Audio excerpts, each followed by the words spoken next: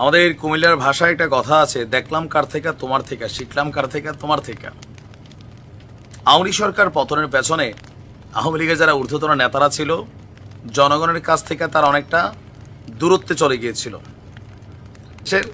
আওয়ামী লীগ সরকারও স্থানীয় কিছু মানুষের উপর, নেতাদের উপর, হাইব্রিডদের উপর দলীয় নেতাকর্মীদের দায়িত্ব দিয়ে রাখছিল, যার কারণে হয়েছে কি, যারা অরিজিনাল পলিটিশিয়ান তারা দলটা থেকে বিচ্ছিন্ন হয়ে গেছিল, আর চাটুকার হাইব্রিড লুটেরা এরা সেখানে ভর করছে। আর এদের মধ্যে এই সার্জিসদের মতন অনেকেই ছাত্রলীগে অনুপ্রবেশ করেছে, আবার অনেক জামাতের নেতারা আওয়ামী লীগে ঢুকে গেছে, বিএনপির নেতারা আওয়ামী লীগে ঢুকে গেছে।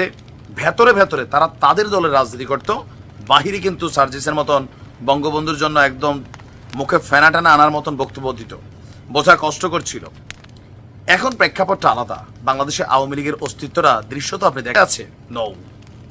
এ পর্যন্ত বেশ কয়েকটা নিউজ আমি নিজেই করেছি যে জামাতের মধ্যে আওয়ামী লীগের নেতা পদ পাচ্ছে, পরে জামাত বলছে যে না, এটা আমাদেরই লোক ছিল, সিচুয়েশনের কারণে তিনি তখন আওয়ামী লীগ করছে, বাট আমাদের লোক।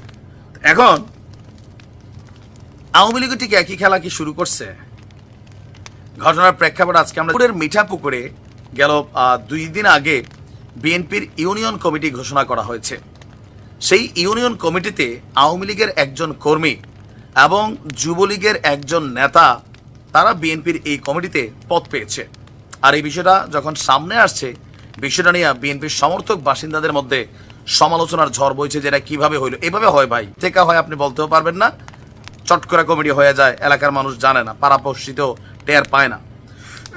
তো যেই যুবলীগ নেতার কিনে আলোচনা, তার নাম হচ্ছে রওজার হোসেন সয়ন। তিনি উপজেলার ভাংনি ইউনিয়নের 2 নং ওয়ার্ডের যুবলীগের সভাপতি ছিলেন। দেখেন কত বড় পোস্টে ছিল।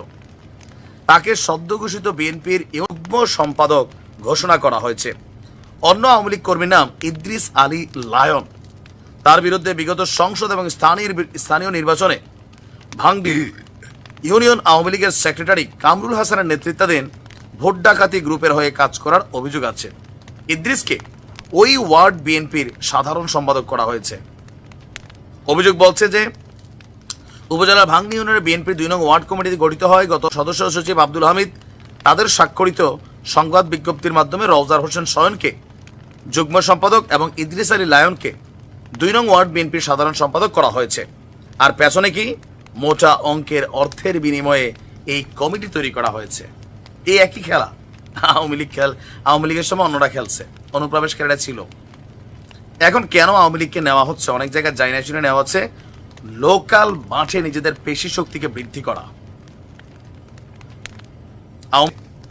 বিএনপি একটু শান্ত স্বভাবের, এদের মধ্যে হয়তো 5% আছে উচ্ছৃঙ্খল বা গুন্ডা টাইপের। আওয়ামী লীগের 95% হচ্ছে গুন্ডা টাইপের, ভাইলুক টাইপ ক্যারেক্টার। এটা দেখবেন আওয়ামী লীগ এখন একটু বাটে পড়ে রয়েছে, কিন্তু রাজপথে বিরোধী দল হিসাবে আওয়ামী লীগের চেয়ে ঘাউরা দল, ডেঞ্জারাস দল আমি আসলে আর দেখি নাই। এবারের সিচুয়েশনটা আলাদা। তো তাদের এই যে পাওয়ার, এটাকে কিন্তু এখন নব্য যারা বিএনপির কমিটি টমিটি হচ্ছে বা যারা একটু দলটাকে ভারী করে এলাকায় সিনা টান করে হাঁটতে চাচ্ছে, কর্মী বিএনপির সাথে মিশছে। আমার এলাকায় আছে, আমি দেখছি। এখন এটা কেন? লোকালি প্রভাব বিস্তার করতে। আর এতে কি হয়, দিন শেষে আওয়ামী লীগের যে পরিণতি হয়েছে বিএনপির ঠিক একই পরিণতি হবে। এখন এই যে মিশে যাও বিএনপির মধ্যে, জামাতের মধ্যে, এই নির্দেশনা আসলে কে দিছে? শেখ হাসিনা নতুন প্ল্যান করছেন বিভিন্নভাবে। হইতে দলটা এমনি করছো, ঠিক আছে, তোমাদের দলের 12টা বাজাবো, কারণ তোমরা তো সব ঘোষ খাও, টাকা খাও। আপনি আপনার এলাকার বিএনপির একজন নেতাকে দেখেন, দীর্ঘদিন যারা রাজপথে ছিল, কথা বলছে, এখন যখন কমিটি টমিটি হচ্ছে নামগন্ধ নাই, উইরা আসা জুইরা বসে অতিথি পাখিরা পথ নিয়ে যাচ্ছে, বিভিন্ন জায়গায় বিক্ষোভও হচ্ছে।